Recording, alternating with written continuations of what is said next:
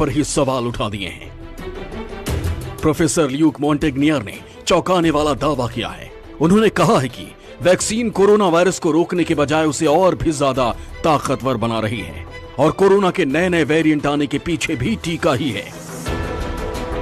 France के इस professor के दावे से पूरी दुनिया में हड़कंप मच गया है। साथ ही वैक्सीनेशन को लेकर सवाल भी उठने लगे हैं।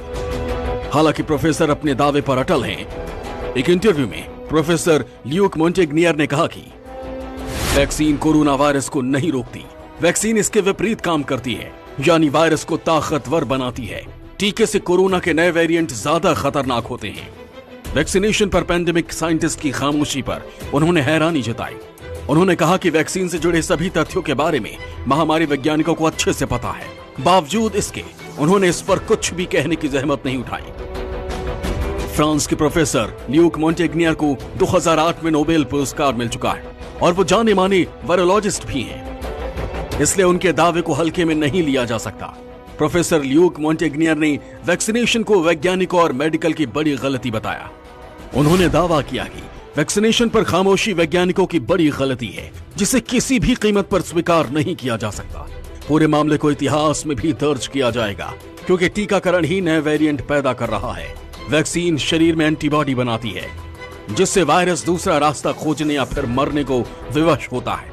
इसी वजह से कोरोना के नए वेरिएंट सामने आते हैं। वायरोलॉजिस्ट प्रोफेसर ल्यूक मोंटेग्नियर ने कोरोना से मौत और वैक्सीनेशन को अच्छे से समझाते हुए कहा कि टीकाकरण का ग्राफ मौत के ग्राफ के साथ चल रहा है। मैं बेहद करीब से इसका अनुसरण कर रहा हूं। साथ ही ऐसे मरीजों के साथ प्रयोग कर रहा हूं जो वैक्सीन लगने के बाद संक्रमित हुए हैं।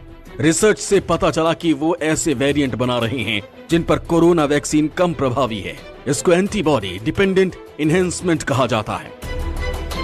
आपको बता दें कि पिछले अप्रैल में ही वायरोलॉजिस्ट प्रोफेसर ल्यूक मोंटेग्नियर ने RAIR की एक रिपोर्ट में बड़ा दावा किया था। उन्होंने खुलासा किया था कि कोरोना वायरस को लैब में बनाया गया है। हालांकि उस वक्त उनके दावों का कुछ संगठनों ने विरोध किया था। ल्यूक मोंटेग्नियर के खुलासे के बाद ही कई वैज्ञानिकों ने भी वायरस के चीन की वुहान लैब में बनाने की बात कही थी, जिसकी जांच के लिए WHO की टीम वुहान भी गई थी। Bureau report, news 24।